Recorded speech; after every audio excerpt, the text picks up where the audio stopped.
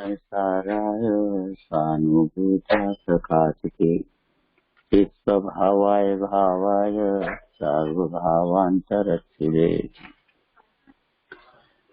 वन्दे तु सर्वसिद्धे धूमचलमणो मम गतिं पत्ते वोच्छामि समय पाहु मिणमोऽस्तु केवली प्रणिदम्।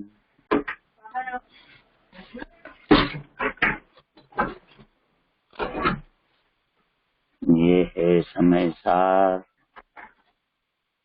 महान ग्रंथ, महान आचार्य कुंदाचार्य देव द्वारा 2000 वर्ष पहले प्रणीत है और इस ग्रंथ में समय सार में इस जीव को सम्यक दर्शन प्राप्त करने की औषधि है।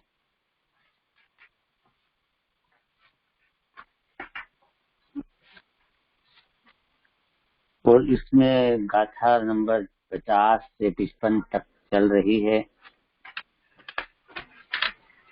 50 से 55 तक की गाथाओं में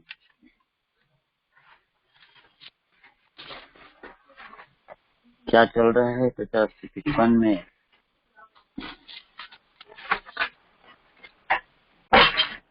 इन भावों का व्याख्यान 6 गाथाओं में करेगी। किन भावों का व्याख्यान करेंगे भाई? ये कि ये जो भाव हैं रागादि भाव, जो कि इस तरह से कि 29 प्रकार के बोल, 29 भाव, उनसे अपना जीव भाव भिन्न है। कौन से बोल है?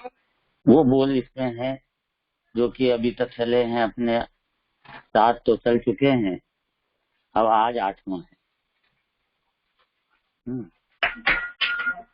कि जो प्रीति रूप राग है वह सर्व ही जीव का नहीं है। प्रीति रूप राग है वह सर्व ही जीव का नहीं है, क्योंकि वह पुद्गल द्रव्य के परिणाममय होने से अपनी अनुभूति से भिन्न है। अरे जैसे शरीर भी अभी पुद्गल के पॉइंट चल चुके हैं सब, तो जैसे वे पुद्गल भिन्न है, औदारिक व्यक्रियक आदि शरीर भिन्न है, जैसे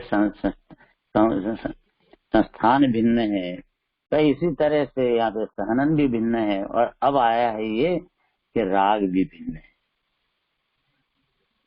अकेले एक पॉइंट ले रहा ना, अभी राग अभी कहाँ तक पहुंचाएंगे देखते हैं। 29 पॉइंट आने वाले, अभी 8वें पे अपने। राग भिन्न है, ज्ञान भिन्न है। तो राग क्या है भिन्न, उसमें क्यों है? सर्व ही जीव का नहीं है। अरे प्रभु क्या बात कर रहे हो? राग तो हम खुद करते हैं, हमारी पर्याय में जीव में तो होता है, राग किसमें होता है? तुम तो सही, तू ये राग जीव का नहीं है। देखो कहाँ होता है, जीव की पर्याय में होता है, जीव की पर्याय में होता है राग, पर वो जीव का नहीं, जीव का नहीं। खुद की पर्याय में हो रहा, फिर अपना कैसे नहीं? अपने पर्याय की जवाबदारी किसकी? पर्याय भी हमारी है, हमारी जवाबदारी हमारी है।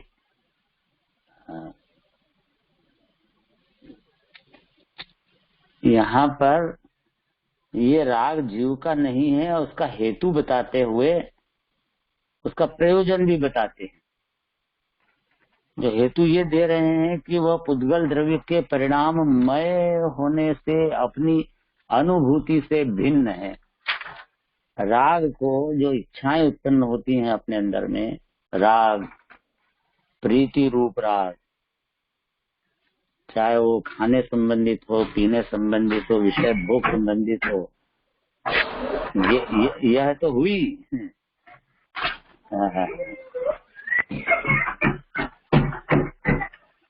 यह तो हुई सही बात है, प्रीति रूप राग वाली बात कि ये अनेक प्रकार की इच्छाएं होती हैं।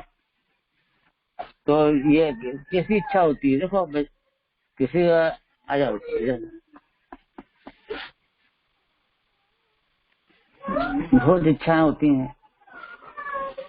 अब ये किसी को जो है प्रवचन सुनने की इच्छा होती है, क्या ऐसी इच्छा होती है, ऐसी इच्छा होती है कि मैं, तो ये जो इच्छा हुई उत्पन्न क्या, और बहुत अच्छा लगता है मेरे को प्रवचन सुनना, आत्म कल्याण करना, मुक्ति के मार्ग में बढ़ना, मेरे को अच्छा लगता है। तो ये अच्छा लगता है जो शब्द है वो राग, वही राग है अंदर में, अच्छा लगने रूप विकल्प है, वही राग है।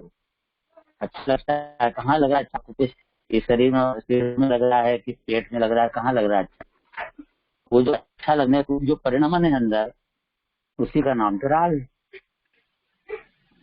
है ना। समझ आ गई ना बात। वो राग को देखो आप, अपना उपयोग को सूक्ष्म करके उस राग वाला पॉइंट को पकड़ो अंदर में, ये कहाँ इच्छा हुई है मेरे को, ये इच्छा क्या चल रही है, जिस पर उस पर ध्यान जाना चाहिए। क्या विकल्प की ये जो इच्छाएं का बहुत बड़ा गजब का स्वरूप है।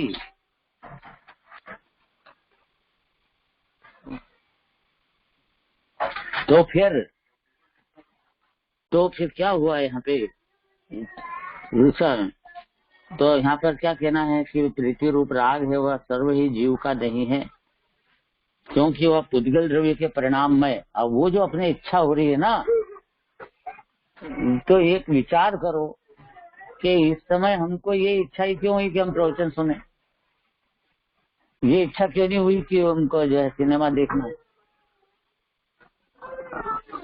ये इच्छा तो जिस सिनेमा देखने की इच्छा हो रही, तब सिनेमा देखने की इच्छा ही क्यों हुई, उस समय प्रवचन सुनने की इच्छा क्यों नहीं हुई।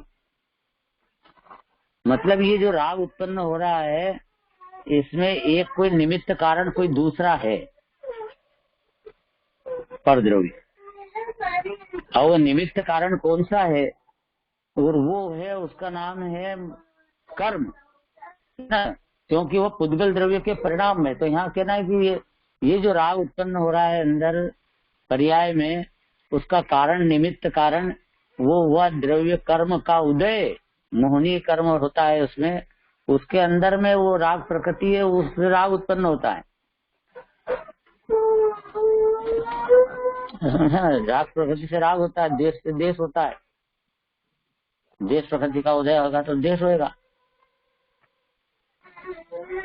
और अभेद भेद करके भी बताएंगे फिर कि ये जो क्रोध मान माया लोभ है, ये प्रकृतियां हैं अंदर।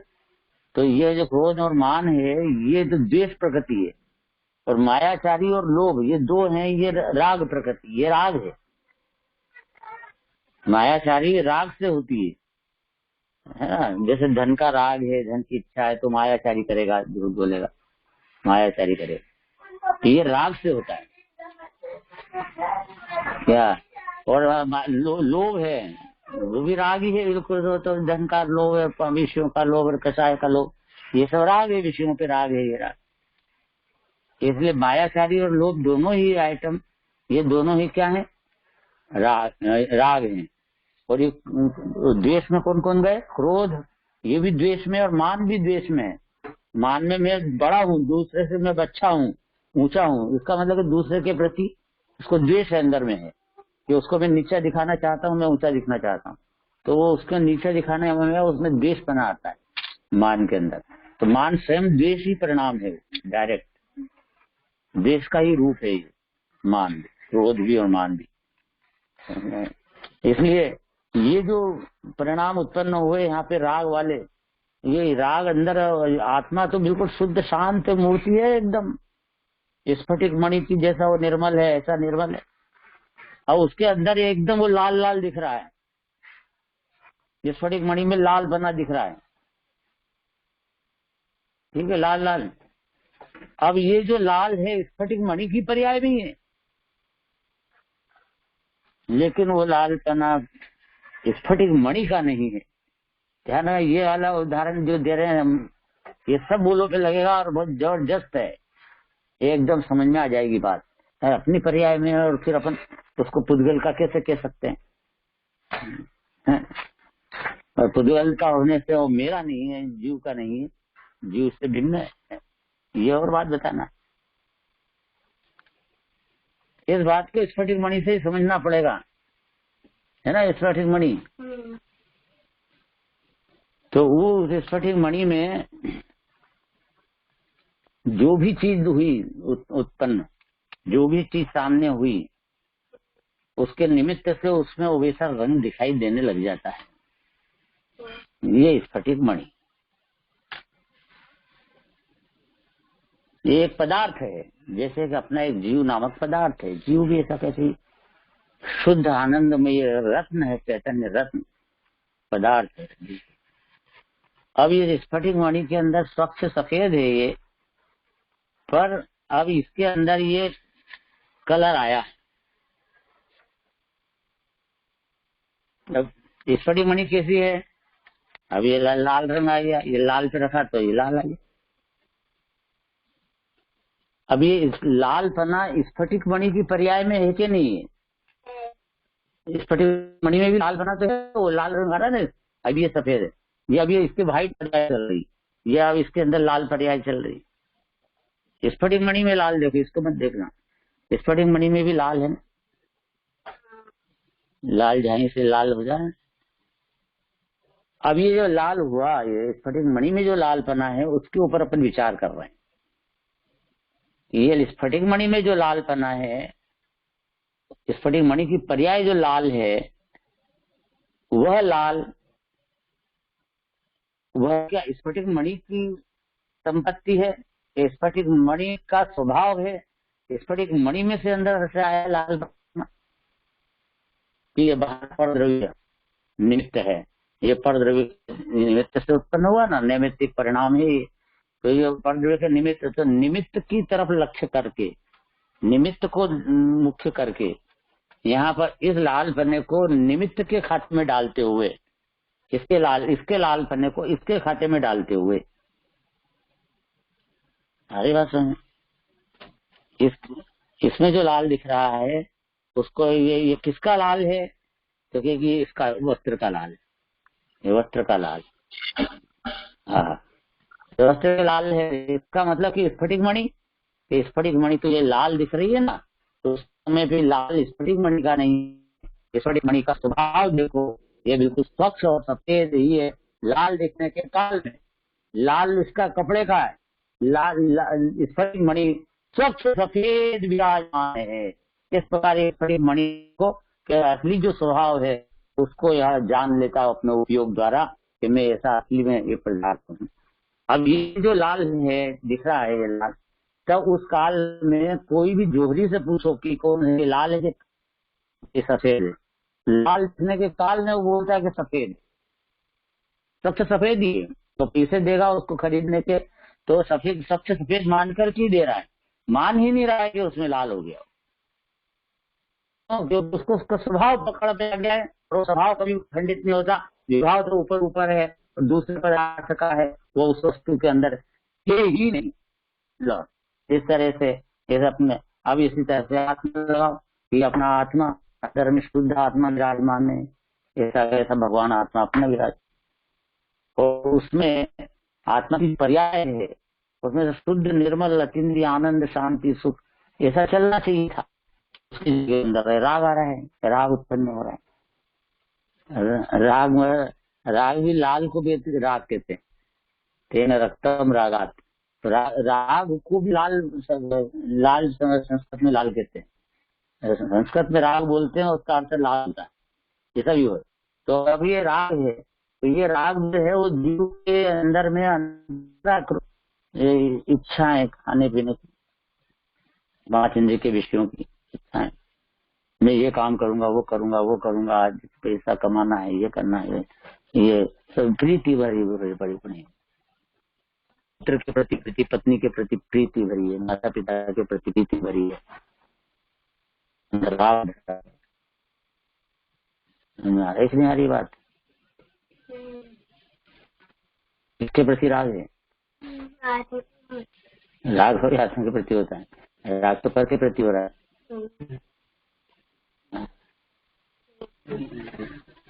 दादू दादी के प्रति राग आ रहा है इसको, कार्यों को। तो ये जो राग उत्पन्न हो रहा है वो राग में वो जीव के अंदर है ना, अपने जीव के अंदर है, जीव की पर्याय में है। उसके अंदर घुसता नहीं, उसके अंदर बैठा है। जैसे कि सोने के ऊपर थोड़ी सी मिट्टी आ जाती है तो फिर तो ना कोई मिट्टी नहीं बन जाता। मिट्टी में सोना तो सोना रहता है, उसके ऊपर बस थोड़ी सी मिट्टी आ जाती है। हाँ, अभी वाले स्फटिक मणि का उदाहरण दिया, ये सोने का दे रहा है।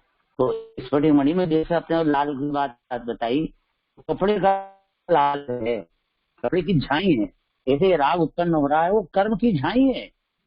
मोहनी कर्म में राग प्रकृति का जो है, ये ऐसा है, वो कपड़े की जगह वो है, वो परद्रव्य बिल्कुल जीव से अलग हटके चारित्र मुनि कर्म, उसमें राग प्रकृति है। तो उसका जो उदय आता है, वो उसका उदय आया, अर्थात वो उसके अनुसार उसका राग यहाँ पे अंदर राग यहाँ पे आत्मा की पर्याय में होता है, इच्छाएं उत्पन्न होती है। इच्छाएं, ये इच्छाएं पूरी उसके निमित्त से हो रही है, उसकी बनी हुई है अपने अंदर में। अब ये जब होने से, ये लिखा भी यहाँ पे कि देखो फिर से पढ़ो, जो प्रीति रूप राग है वह सर्व ही जीव का नहीं है, क्योंकि वह पुद्गल द्रव्य के परिणाममय होने से अपनी अनुभूति से भिन्न है। पुद्गल द्रव्य के परिणाममय होने से वो राग है, वो पूरा पूरा कर्म के अनुसार कर्ममय है। जैसे स्प्रिंग में लालपना है, वो कपड़े के लालपनमय है, लालहीपनमय उसके कपड़े में है। वो जैसे यहाँ पे राग है, वो कर्म के लालपन, कर्म के पन में है। इसलिए कर्म का यह राग पना जो हो रहा है अंदर आत्मा में, ये इसके होते हुए के काल में यह इसको बता रहे हैं कि जीव से भिन्न है, क्योंकि जीव उसके अंदर में शुद्ध अनादि अनंत निर्मल विराजमान है। राग के काल में राग से भिन्न है। आगे बात सुनिए, ये समय सार ग्रंथ किस जगह पर पहुंचा रहा है, कैसे अपनी आत्मा की वस्तु की सिद्धि कर रहा है, जरा सोचने की बात है, कल्पना करने की बात है, विचार करने की बात है। क्योंकि वह पुद्गल द्रव्य के परिणाममय होने से अपनी अनुभूति से भिन्न है। 10वां कि जो अप्रीति रूप द्वेष है, जो अप्रीति रूप द्वेष है वह सर्व ही जीव नहीं है। बात है अप्रीति। अब अप्रीति द्वेष बनता अप्रीति। अब जैसे वो कड़ाके की ठंड पड़े, अरे मेरे को पसंद नहीं, मेरे को पसंद नहीं, तो वो जो अंदर पसंद नहीं है परिणाम उत्पन्न होता अप्रीति वाला, वो अप्रीति को वो उसी को द्वेष शब्द दिया। अप्रीति को द्वेष, प्रीति को राग, अप्रीति को द्वेष। तो ये जो हमको पसंद नहीं है, पसंद नहीं है, पसंद नहीं है, तो कोई व्यक्ति दिखा, अरे ऐसा बहुत बेकार है, ये तेरे अंदर में द्वेष का भाव आ रहा है, वो बेकार है, वो वितराग भाव नहीं रख सकता किसी के प्रति। कैसा मेरे को उनकी वो आदत पसंद नहीं है, और वो ऐसा है, वो तो ऐसा है, वो ऐसा है। सबको ज्यादातर तो दूसरों की खराबी देखने का बुद्धि वाला भी आदमी रहता है। कोई की आदत होती है कि सब अच्छा ही देखता है, वो अच्छा ही अच्छा है, सब में गुण दिखाई देते हैं, तो ये अच्छा है, ये अच्छा है, अरे यार ये बहुत ही समझदार है, इसका व्यक्तित्व तो अच्छा है। हर जगह अच्छा ही देखने वाला अच्छा ही देखता है। हमारे प्रकाश दादा बोलते हैं कि सौंदर्य बोध, एक सौंदर्य बोध होता है कि व्यक्तित्व में, किसी के व्यक्तित्व में सौंदर्य बोध उसका नाम होता है। उसका क्या काम होता है सौंदर्य बोध का, कि वो जहां भी देखता है, वो कीचड़ पड़ा होगा जमीन पे, तो उसमें भी वो अच्छा ही देखेगा कि देखो ये कैसा भूल गया है, मिल गया है, कैसा क्या डिजाइन बन गई हो, क्या सुंदरता देखता है। हर जगह वो जहाँ है, वो हर व्यक्ति के अंदर कोई क्रोधी हो तो उसमें भी सुंदरता देख लेगा, और उसके अंदर जो सुंदरता है उसको सुंदरता देख लेगा, वो क्रोध की तरफ ध्यान नहीं देगा। ऐसा मतलब वो सौंदर्य बोध है, हर जगह उसको सुंदरता दिखाई देती है। तो वो फूल देखा तो सुंदर दिखे, ऐसा पत्थर दिखेगा तो उसमें भी वो सुंदरता देगा। ये सौंदर्य बोध होता है, उसका दिमागी सौंदर्य बोध होता है। सबके व्यक्तित्व होते हैं इससे अलग अलग। तो ऐसा वो प्रीति रूप परिणाम करता है, उसका परिणाम वो कर्म का निमित्त से वो प्रीति रूप है। कर्म में ही वो देश पहले से ही उसने किसी को पहले देश किया था, तो उसमें 8 ही कर्म बनते हैं, तो उसमें 7 कर्म तो निरंतर बनते हैं। तो उसके अंदर में से एक ये जो मोहिनी कर्म है वो भी बनता है, और मोहिनी कर्म में वो द्वेष करने वाला, फिर राग करने वाला, ये सब कर्म बंधा हुआ है ये अपने अंदर में। पहले जो किए थे कर्म, उसके अंदर से राग द्वेष ये ऐसे होंगे, वो राग द्वेष के भी कर्म बंधे हुए हैं। तो वो उदय आता है वैसा यहाँ पे अंदर जीव उस राग रूप परिणमित होता है। अब वो अपने को जैसे वो जीव है, वो उसने किसी को मारा तो द्वेष परिणाम किया था ना, तो अब वो द्वेष परिणाम किया तो कर्म बन गए उसके। द्वेष मोहिनी कर्म में भी द्वेष प्रकृति बंधी, और द्वेष प्रकृति का जब उदय आया वो बाधा काल छोड़ के, तो वो शेर बन गया था।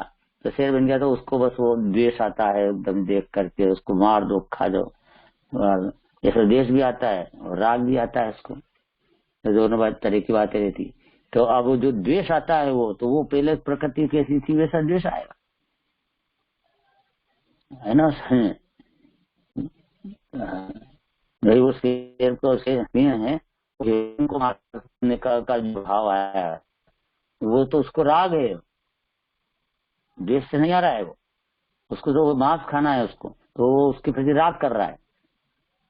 लेकिन वो शिकारी को देख लेता है कि शिकारी है, तो उसके ऊपर जो झपटता है वो उसको द्वेष है, वो उसमें द्वेष का भाव आता है, ऐसा होता है उसका रूप। तो इसलिए ये जो राग द्वेष के जो परिणाम है, वो कर्म जैसा बंधा हुआ है वैसा वैसा आएंगे उसके अंदर में, वैसे वैसे आएंगे। वो यूं भी परद्रव्य का निमित्त, पुद्गल निमित्त, यूं बाहर से देखो, स्थूल उदाहरण से, स्थूल से जैसे क्रोध आया तो शत्रु के कारण से क्रोध आएगा, मित्र पे थोड़ी क्रोध आ रहा है। फिर मित्र दिखा तो राग आया, तो मित्र के लक्ष्य से राग आया, मतलब मित्र भी परद्रव्य था ना, तो उसके प्रति राग आया। इसलिए राग जो उत्पन्न होता है वो पर के कारण से ही होता है। इस बाहर का तो कथन है, स्थूल है, अंदर में वो कर्म की प्रकृतियों के अनुसार ही राग द्वेष होते हैं। ये सब अंदर का एनालिसिस चल रहा है अच्छी तरह से। ये सारा अपना स्वरूप इसी में तो अनादि से डूबा हुआ है, इन्हीं बातों को समझना है।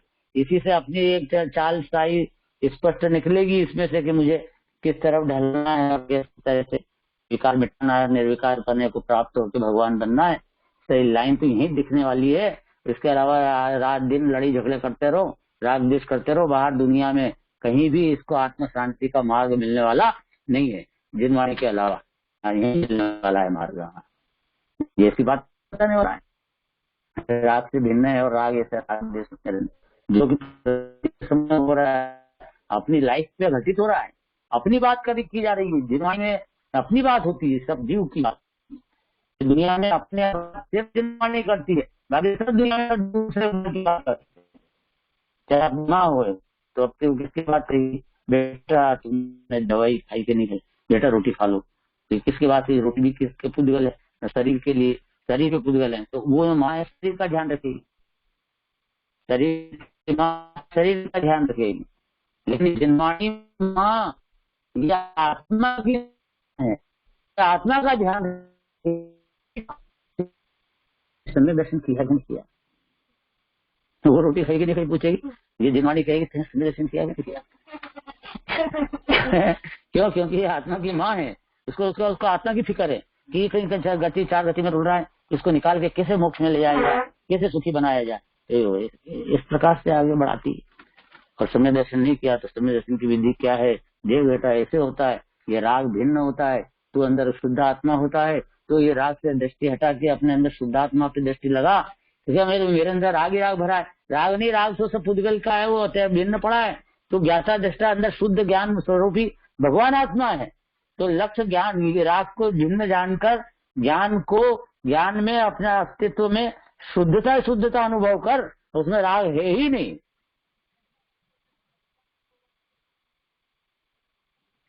राग जैसा ज्ञाकार बनता है वहां अंदर में, वो ज्ञान का बना हुआ है, उसमें राग है ही नहीं। तो राग दिख रहा है अंदर, वो ज्ञान की बना है, ज्ञान में राग है ही नहीं, राग तो बाहर पड़ा है। जैसे दर्पण में हाथी बाहर खड़ा हुआ है, दर्पण में घुसा ही नहीं, दर्पण में प्रतिबिंब हाथी का। इसी प्रकार राग का हाथ के अंदर प्रतिबिंब है, राग के अंदर आत्मा को पता तो चल रहा है कि राग है, तो पता चल रहा है वो ज्ञान है, और ज्ञान में वो ज्ञान ही ज्ञान है, राग सही नहीं, राग तो मात्रा है, राग का प्रतिबिंब है ज्ञान में, और वो ज्ञान में प्रतिबिंब है, वो तो कोई राग है नहीं। प्रतिबिंब वो असली हाथी है, वो प्रतिबिंब वो तो दर्पण की स्वच्छता है। जैसे यहाँ पे अंदर में, आत्मा के अंदर में जो राग का जो प्रतिबिंब पड़ रहा है आत्मा के स्वरूप में, वो प्रतिबिंब वो ज्ञान का ही बना हुआ है, इसलिए ज्ञान ही ज्ञान है, वहां पर आत्मा ही आत्मा है, और बिल्कुल भी परद्रव्य राग आदि उसमें अंदर में है ही नहीं।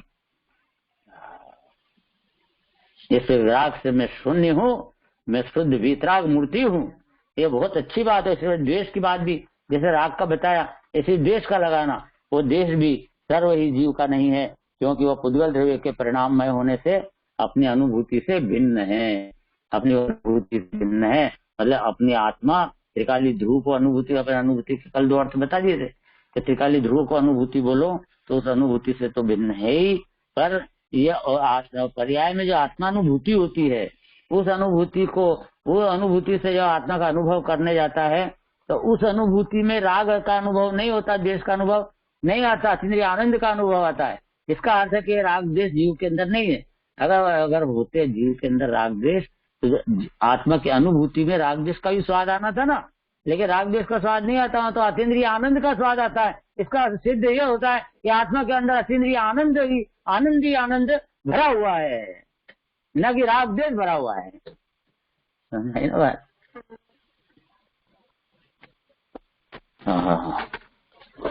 और इसी तरह से आप ये 10वां नंबर पे आ जाइए कि जो यथार्थ, एक तरह से 10वां हो गया, प्रीति वाला ये 10वां हो गया, अब 11वां चलना। जो यथार्थ तत्व की अप्रतिपत्ति रूप अप्राप्ति रूप मोह है, वह सर्व ही जीव का भाव, जीव का नहीं है। अब यहाँ पे आया अप्रतिपत्ति रूप अप्राप्ति रूप मोह, तो राग द्वेष आया था, अब यहाँ पे मोह आया। तो यहाँ पर जो मोह है वो मिथ्यात्व के अर्थ में, मोह राग द्वेष के अर्थ में नहीं, राग द्वेष अलग ले लिया, ये मिथ्यात्व के अर्थ में।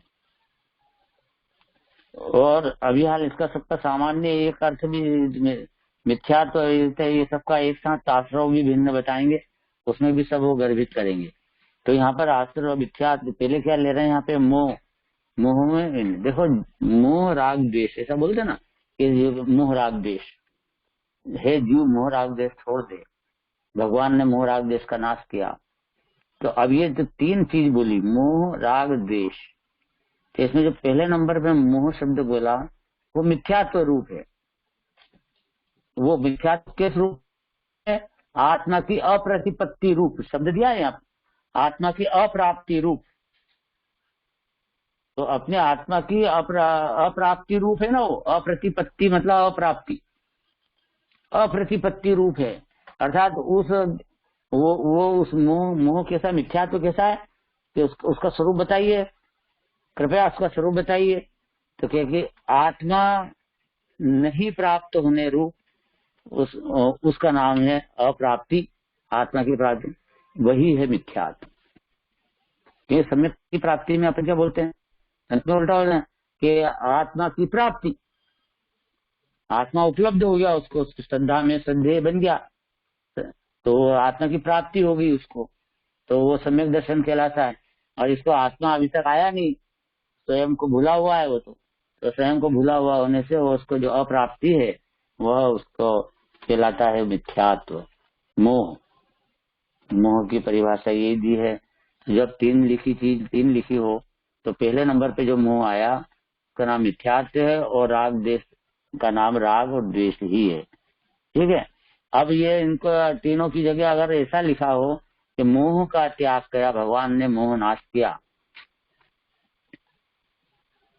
तो वहां पर जो मोह है वो उसके अंदर में मिथ्यात्व, राग और द्वेष सब गर्भित है। तीनों को एक मोह के अंतर गर्भित किया जाता है, क्योंकि मोहनी कर्म के 2 भेद हैं, एक दर्शन मोहनी और एक चारित्र मोहनी। दर्शन मोहनी के उदय में होता है मिथ्यात्व, और चारित्र मोहनी के उदय से होता है कषाय।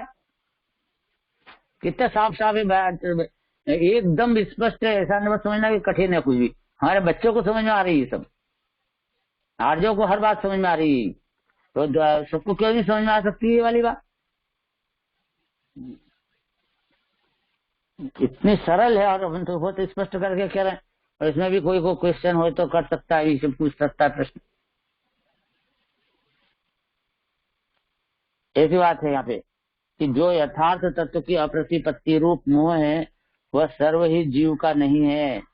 अब ये जो आत्मा प्राप्त नहीं हुआ ऐसा मिथ्यात्व मोह, ये जो मोह ये भी अपने जीव में नहीं है, अंदर द्रव्य त्रिकाली ध्रुव भगवान आत्मा में।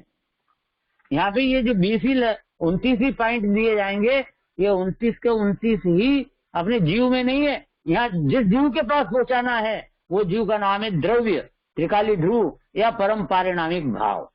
ये वाला पारिणामिक भाव वाला जीव की बात है, वो मैं हूँ। और द्रव्य दृष्टि करानी है, यहाँ पे सम्यक दर्शन का विषय बताना है और उसका आश्रय कराना है। द्रव्य का आश्रय कराने से सम्यक दर्शन होता है। तो द्रव्य कैसा है वो? परम पारिणामिक भाव लक्षण रूप निज परमात्मा द्रव्य है, वही मैं हूँ, वैसा है द्रव्य।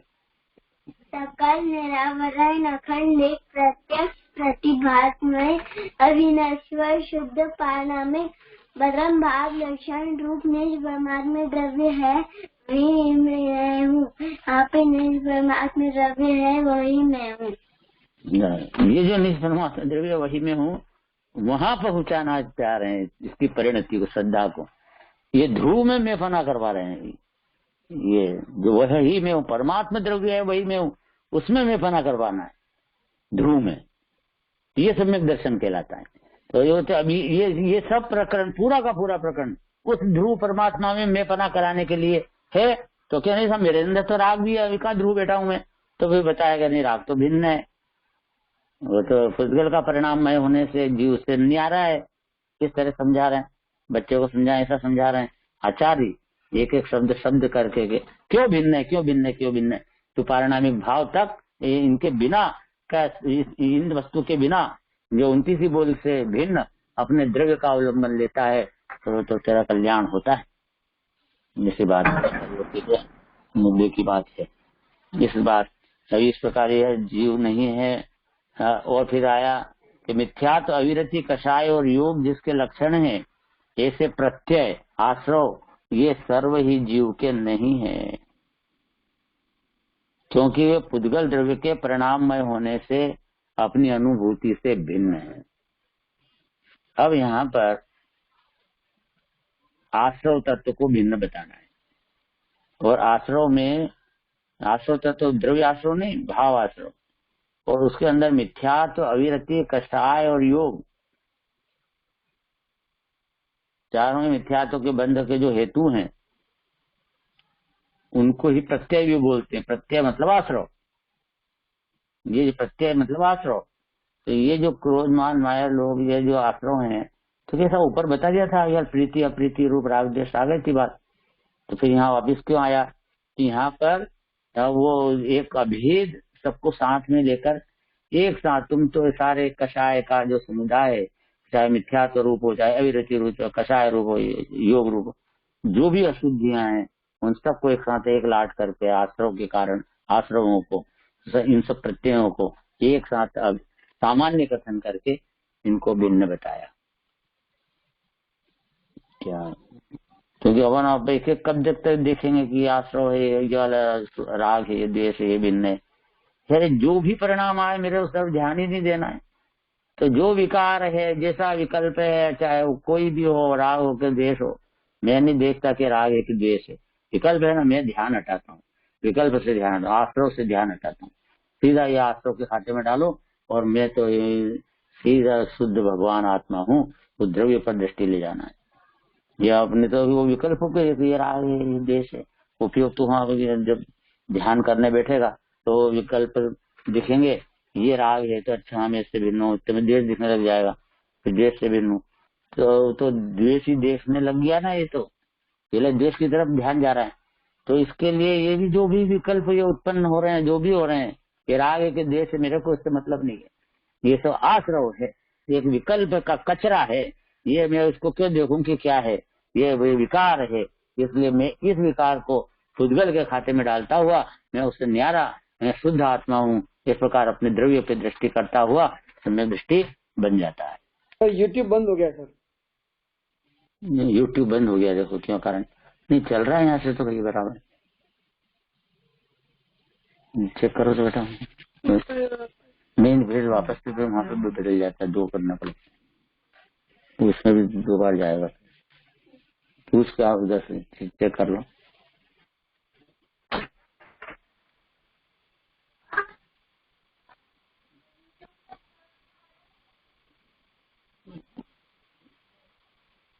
अनुभूति से भिन्न है, ठीक है। और इस प्रकार से यहाँ पर आया क्योंकि पुद्गल द्रव्य के परिणाम में होने अनुभूति। अब क्यों भिन्न है कि पुद्गल द्रव्य कर्म का होने से जो जो परिणमन अपने अंदर आत्मा में पर्याय में हो रहा है, सारे ही परिणमन में जो परिणमन में परद्रव्य का कर्म का निमित्त है, तो वो सब परिणमन अपना आत्मा का स्वरूप नहीं है, अपितु भिन्न है। चालू कर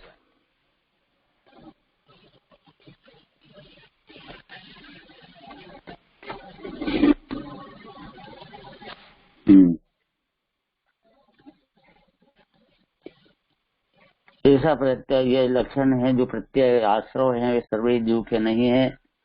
ये आश्रव के जो भेद है ना, मिथ्यात अविरति अवि तत्वार्थ सूत्र में सूत्र दिया है, मिथ्यात अविरति प्रमाद कषाय योग बंध हेतु। तो अब वहाँ जो मिथ्यात अविरति प्रमाद कषाय योग बंध है, तो वहाँ 5 नाम आ गए, यहाँ पे 4 दे रहे हैं, मिथ्यात अविरति कषाय और योग। तो वहाँ पे जो प्रमाद शब्द इसमें नहीं आ रहा है, तो वो यहाँ पर प्रमाद इस कषाय में अंतर्गर्भित है, ये प्रमाद कषाय में गर्भित है, इसलिए यहाँ पे 4 डाला। तो ये 5 ही समझना, एक ही बात है।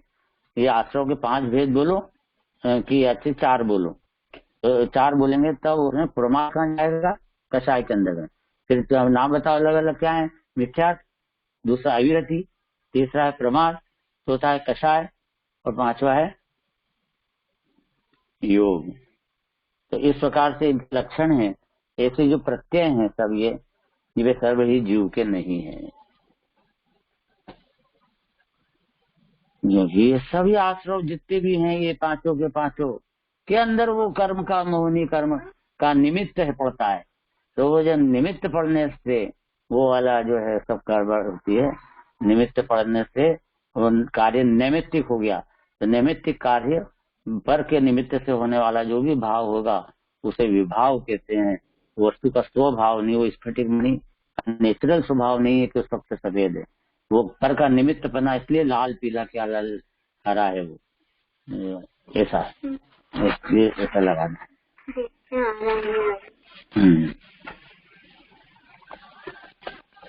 इसके बाद में आएंगे ये, और इसका विश्लेषण ये मिथ्यात अविरति कषाय, अविरति क्या होती है, कषाय क्या होती है, योग क्या होता है, इनका ये डिफरेंस भी थोड़ा सा सबको ज्ञान में होगा, समय अनुसार बताते रहेंगे हम, है ना। ये वो तो बहुत विस्तार हो जाएगा फिर। तो अभी हाल ये इतना समझिए, मिथ्यात्व अविरति, व्रत उत्पन्न नहीं होना अंदर में, वो भी एक कषाय है, कषाय है वो, व्रत उत्पन्न नहीं होना अविरति। और फिर प्रमाद आना, अर्थात अशुभ भाव शुभ भाव दोनों को प्रमाद कहा है, शुभ भाव भी प्रमाद है। हाँ, प्रमत्त गुण स्थान में होता है, 6ठा गुण स्थान प्रमत्त माने प्रमाद। तो मुनिराज जो शुभ भाव में ही रहते हैं तो प्रमत्त गुण स्थान में कहलाते, क्योंकि स्वरूप की सावधानी वो है अप्रमाद। तो जो आत्मा में लीन होते हैं वो अप्रमत्त दशा है, 7वें गुण स्थान के अंदर अप्रमत्त बोला गया है।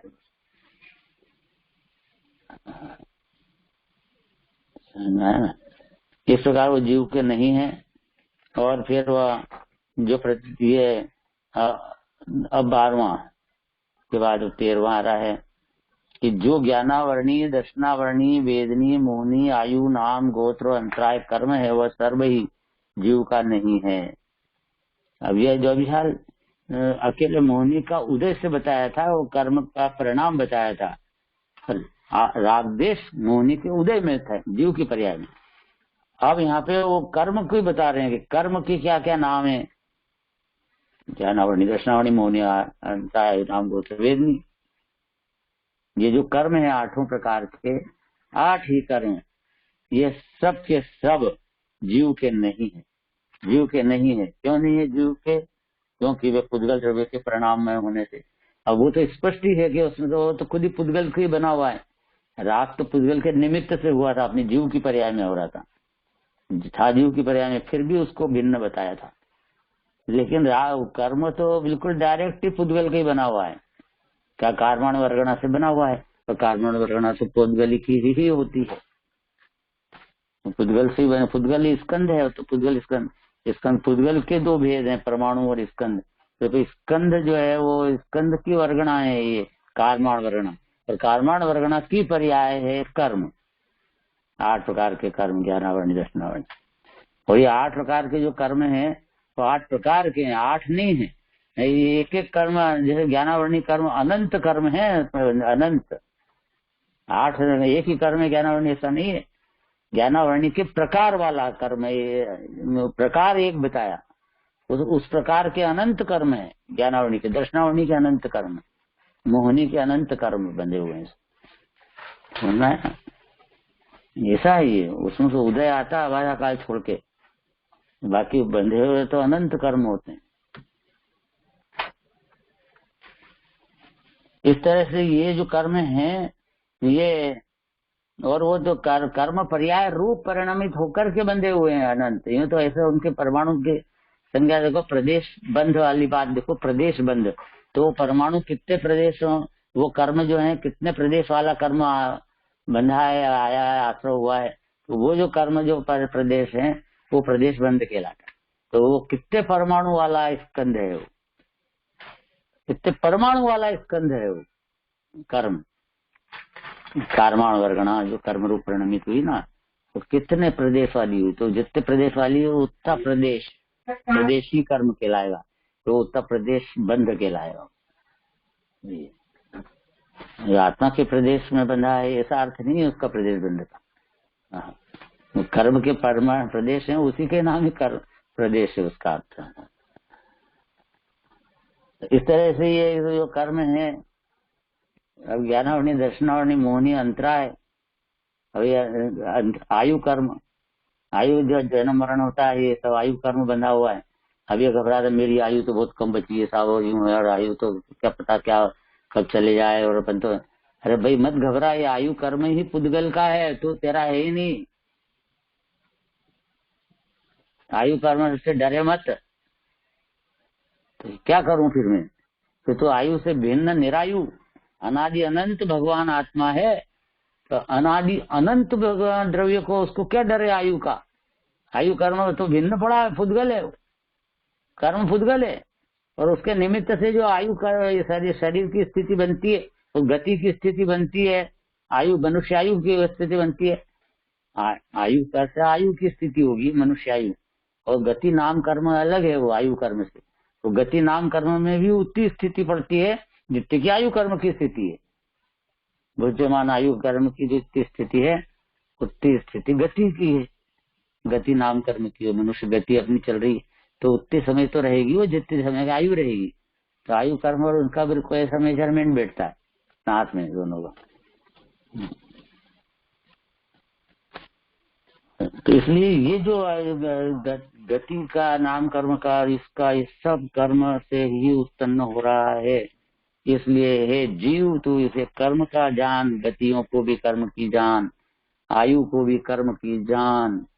अंतराय आते हैं वो भी दान लाभ भोग भोग वीर्य में, वो अंतराय वो भी कर्म का जान के, कर्म पुद्गल है, इसलिए इनको सबको पुद्गल का जान। सब पुद्गल का नाश हो रहा है बाहर में। आप दान देने की इच्छा हुई और दान नहीं दे पाए, चाबी घूम गई, ये हुआ तो ये अंतराय पड़ गया अपने अंदर, दान देने में अंतराय हो गया, दानांतराय, कर्म का उदय आ गया था। जो अपन को दान देने में अंतराय आ रही, नहीं कर दे पा रहे, अंतराय कर्म का उदय। जैसे आत्मा की अनुभूति करने में भी अंतराय कर्म का उदय है, तो वो तो अनुभूति नहीं कर पाता है, तो वो अंतराय उदय है। तो आप वो कर्म को जिम्मे कर्म है उससे भिन्न अपना लक्ष्य करो आत्मा पे, तो वो कर्म कुछ नहीं कर सकते। वो आत्मा का ध्यान करो तो वो अनुभूति होगी, और उधर अंतराय कर्म की वो कर्म की निर्जरा भी हो जाएगी। समझ आया ना? तो इस तरह से बहुत ही जितने भी अंतराय आ रहे हैं घबराओ मत, सब सहयोग में आ रहे हैं। वहां सब रोटी खाते खाते हमको उसके अंदर मक्खी गिर गई तो मेरे को अंतराय आ गया, ये आ गया तो अब अंतराय, मेरा आज रोटी नहीं खाई साहब, मन बिगड़ गया। ये तो ये सब कर्म नहीं, रोटी नहीं खाई वो भी कर्म का काम है, वो भी पुद्गल का है, खाई वो भी पुद्गल का है, और अंतराय आया वो भी पुद्गल का है। अंतराय कर्म खुद ही पुद्गल है। सब यहाँ तो लाइन लाइन से पुद्गल ही सब पुद्गल है ना? वो जीव विपाक की प्रकृति है, वो तो उसमें जीव के अंदर में भी जो अंतराय का उदय आता है, दान लाभ भोग भोग वीर्य को भोगने में अंतराय आता है, तो भी उस अंतराय को आपको भिन्न जानना है, और उससे ध्यान हटाओगे तो वो अंतराय हटके और आप दान लाभ भोग भोग वीर्य अपने आत्मा का कर सकोगे।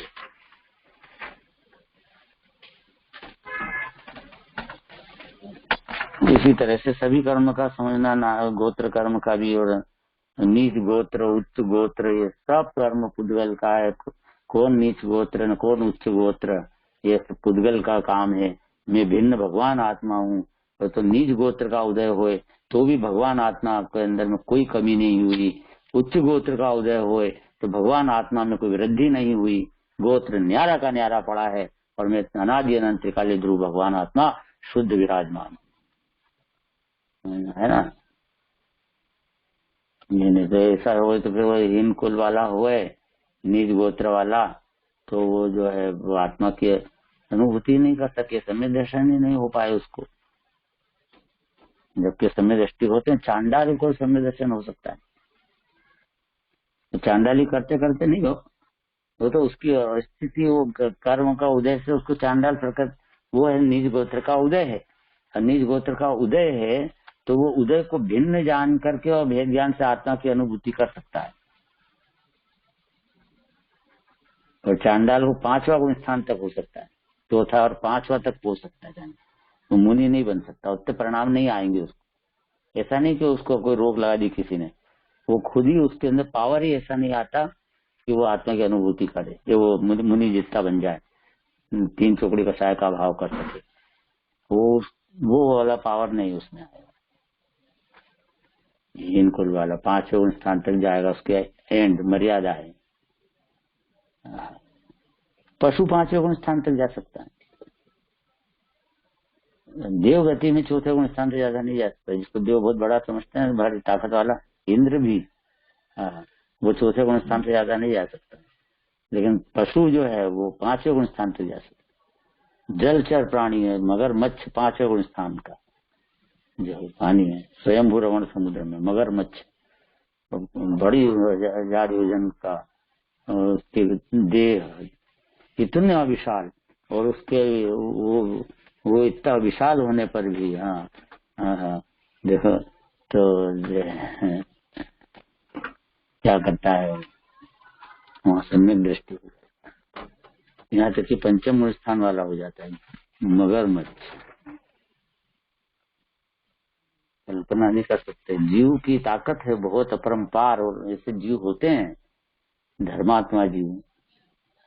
अब यद्यपि वो गया था, बना था मगरमच्छ, जब तो मिथ्या दृष्टि था, क्योंकि सम्यक दृष्टि मर के कभी भी तिर्यंच गति में नहीं जाएगा। सम्यक दर्शन के प्राप्त किया उसने इस जन्म में, और बाद में आयु कर्म बंधेगा तो नियम से देवगति में ही जाएगा। मनुष्य और तिर्यंच दोनों प्राणी सम्यक दृष्टि हो जाएंगे तो देवगति में ही जाएंगे गारंटी से, क्योंकि पशु से मोक्ष नहीं होगा, और मनुष्य गति के अंदर 5म काल में मोक्ष नहीं होता, मतलब मोक्ष जाता नहीं है 5म काल वाला जीव। तो इसलिए ये जो जीव है ये अपना ये जीव ऐसे ही काम करता है। तो ये 5म काल के अंदर में वो स्वर्ग ही जाए का ही आयु कर्म बंधेगा उसको।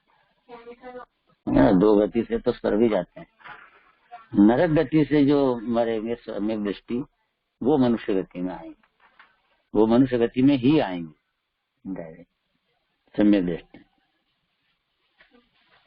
पशु के लिए नहीं है ये, मतलब तो मिथ्या दृष्टि है तो वो तो मर के सब क्या करने था। ये अर्जुन ने बैठे बैठे अभिलेख ये बनाया ज्ञान का रॉकेट। ज्ञान के सीधा सिद्ध भगवान सिद्ध शिला पे जा रहा है ये ज्ञान का रॉकेट। कल्पना करता वो बना था। तो क्या कहना है इसमें देखें आपने। सर आप कह रहे थे कि मिथ्या दृष्टि नहीं जाता, यहाँ पे बात आई कि नरक गति से जो सम्यक दृष्टि मरे वो मनुष्य गति में ही जाते हैं। हाँ, वो मनुष्य गति में ही सम्यक दृष्टि मरे वो मनुष्य गति में। नरक नारकी जो मरे सम्यक दृष्टि तो नरक गति से तो मनुष्य गति में ही आते हैं, और मनुष्य गति से मरे तो स्वर्ग में ही जाते हैं। तो मनुष्य और तिर्यंच दोनों। चौथे काल का मनुष्य हो तो भगवान भी इसी जन्म में भगवान भी बन जाए तो बात ही तकलीफ की बात है ही नहीं, फिर तो प्रश्न खत्म हो जाता है ऐसा।